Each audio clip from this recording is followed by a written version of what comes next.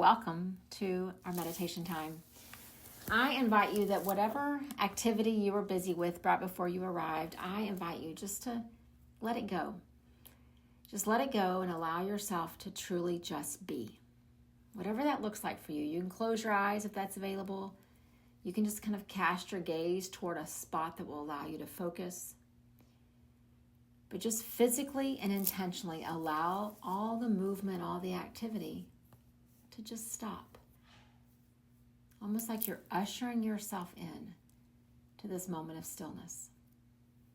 Imagine that you've invited yourself. This reminder goes off, this alarm, whatever it is that tells you it's time for meditation. And then you invite yourself to just be still. Think about what an honor that is. Ushering yourself into this present moment. And then together, let's just take a deep breath in. Just allow your spine to lengthen, breathing in, breathing in. And then gently exhale it out, releasing and releasing. And then one more together, just a slow breath in, breathing in, filling up. And then exhale, let it go, just as gently. And for these first few breaths on your own, I would invite you just to notice, where are your thoughts trying to take you? Maybe there's a noise outside the room where you are and you're wondering about it or you're distracted by it. Maybe there's something from the work day that's just kind of lingering. Maybe there's that last conversation you just had right before you got still. But just notice what's kind of tapping on your mind, trying to get you to shift your attention there. And then come right back here and notice how you're breathing in and notice how you're breathing out. And what I would encourage you to begin to see is this idea of your consciousness. The noises around us are still going to come, and the thoughts that want to try to grab our focus and our attention, they're still going to come as well. But the more that we show up to meditation, the more that we sit with our consciousness, the less those things have an impact. Until eventually they truly begin to change how we see everything about the world. And so what I would invite you to do is, we're going to sit with Yoga Sutra 4, number 24, and I want to actually read this translation to you. It says, "This limitless mind exists by extension of a greater consciousness, and that is how we interact with the world." Just listen to that again. This limitless mind exists by extension of a greater consciousness, and that is how we interact with the world. So our minds, these thoughts, these things that are constantly moving in our head, they're just an extension of the greater consciousness. But oftentimes we think that the mind is the one that's bigger and that it's in control and that's how we identify. And then somewhere along there we look for this consciousness. But this Yoga Sutra tells us that mind, those thoughts, that busyness, that chatter, it's just an extension, which means that you can draw away from it. And so I'm going to invite you to do a little experiment with me as we sit together, just to really see if it's the mind that's influencing how we interact with the world, or if it's the consciousness. And so imagine all the people that you interacted with today. Maybe they were in person, in your home, at work, in the places that you moved through and volunteer, the friends that you sat with and had coffee, the people you saw in a restaurant today, the people that were on the highway next to you. Just kind of scan through your day and just picture some of those folks that you saw and you interacted with. And then imagine if I were to ask you to describe them, how you would do that. What would be the words that you would use to describe these humans that you walked alongside, that you had conversations with, that you held or shared space with? chances are you would describe to me words like their age, maybe the color of their skin, maybe the affiliation that connects the two of you together, like the church group or the workplace. Maybe you would describe them as the gender, the hair color, the eyes, if someone was wearing glasses or someone had jewelry on that you noticed, how they smiled, how they talked. And I could go on and on with all these examples that if I were to ask you to describe the people with whom you shared space or you interacted today, you could give me a list, almost to the point that I could maybe draw a picture of them because you could give me all the details about the things that you noticed. And if those things on your list are things like color of their skin or their eyes or if they wore glasses or how tall they were or how old, that means that you are seeing them with your mind. Remember, the mind is this extension of this greater consciousness, but when we see people in those ways, we're seeing them through the mind of these constructs that we've created in our head of how we would describe someone. But I would invite you to picture those exact same people in your home, in your office, in the coffee shop, wherever you went today. And if I were to ask you to describe them, and the words that you came up with were things like, I saw people who are so hungry for peace in this world, just like I am. I saw people who worry about their children and their safety, just like I do. I saw people who struggle to find their voice in a world where they feel like they're silenced so often, just like I feel sometimes. I saw people who were confident in who they are, who knew their truth, who knew their purpose, just like I feel how I know my purpose. I saw people who mourn and grieve over the loss that they've experienced in their lives, just like I've mourned and grieved over the loss I've experienced.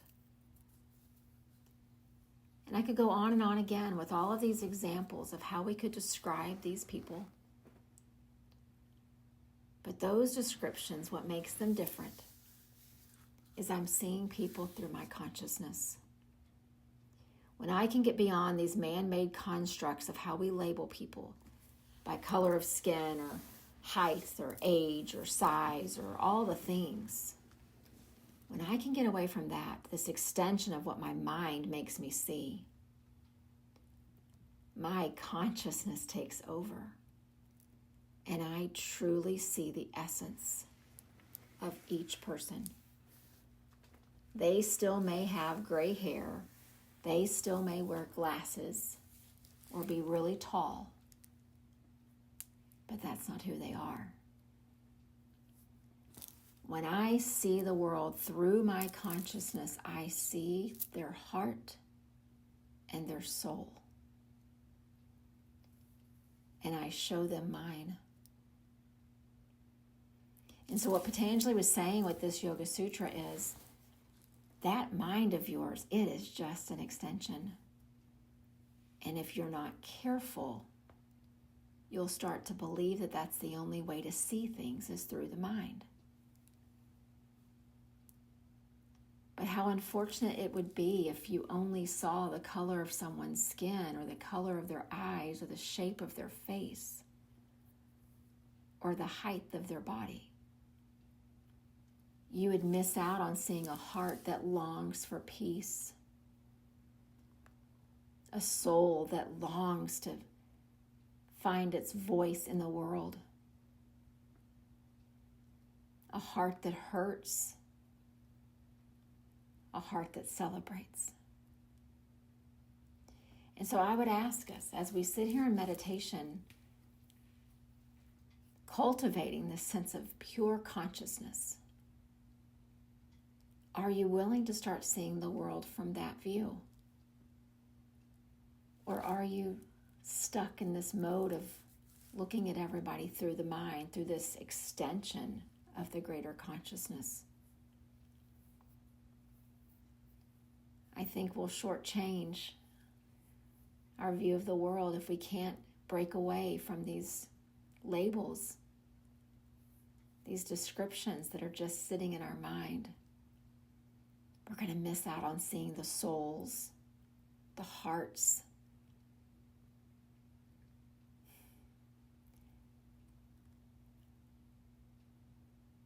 And we're going to miss out on the chance to realize how similar we all are. When I describe people as being short or tall or old or young or thin or thick or black or white or with glasses or with not, what I'm doing is I'm categorizing them, and I'm either like them or I'm not. And those are ways that make us different. But when I look out and I see human beings who are so hungry for peace, I see that they're just like me. When I see human beings who hurt and grieve the loss that they've experienced in their lives, I realize they're just like me. When I see human beings who are struggling to find their voice in a world that keeps silencing them, I realize they're just like me. And what Patanjali was trying to tell us in the sutra is, if you can move beyond this extension of who you are, just this mind, and you can get back to the fullness of your consciousness, you'll start to see the fullness of humanity. The connections between you and me and them, and them and you. And you'll begin to realize we have so much more that binds us together than all these ways that we've tried to separate us. And so let's just sit for just this next couple of moments and just think to yourself, are you willing to start seeing people from your consciousness instead of from your mind? Are you willing to see the things that are so connected to you instead of focusing so much on the things that make us different? And so let's just pause here and just notice what comes up for you when you think about this idea of seeing people through your mind or seeing people from your consciousness.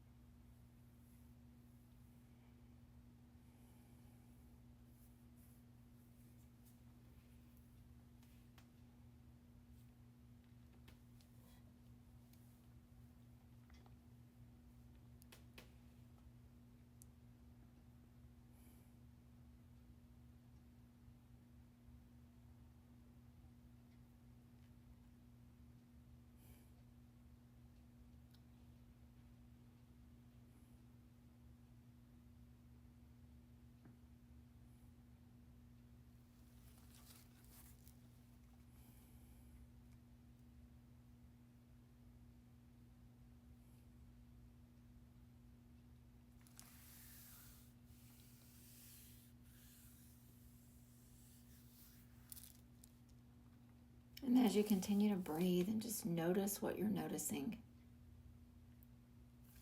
I want to challenge us a bit in the coming days, because there's a really good chance that we're each going to interact with someone or come across the path of someone who from the mind's view is really different than us.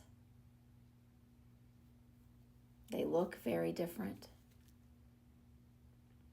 They have different belief systems. They speak differently. And if we focus on that, we'll never be able to imagine any kind of connection between us and them.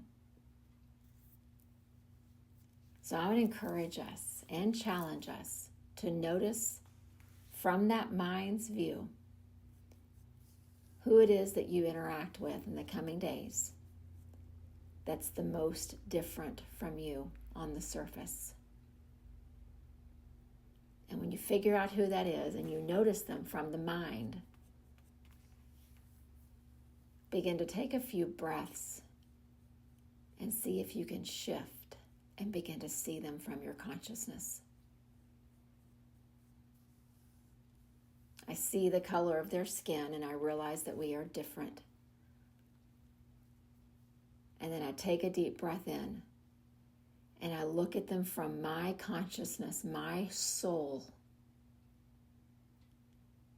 And I begin to see that we are really the same. I encourage you to try it. I wish I could tell you that just sitting in meditation and thinking on it and committing to it, it will just begin to happen. It's something that we must practice because we have conditioned ourselves to only see from the mind. From all these constructs, all these labels we've created, that's all we see. But there's an unlearning process to this practice. And we can begin to train ourselves to see differently. But we got to start with that first time. Noticing the one that on the surface is the most different from you. Begin to take a few breaths and try to see them differently. Look at them from your consciousness, the place in you that wants peace and a voice and truth and wisdom and healing. And just maybe, you'll see the very same things in them.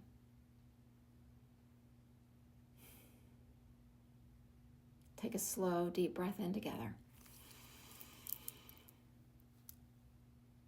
Exhale, let it go. And know that the light in me sees and honors the light in you. Not the color of your skin, not the color of your eyes, and not the age of you chronologically. The light in my consciousness sees and honors the light in yours. And I realize that we are the same. Namaste.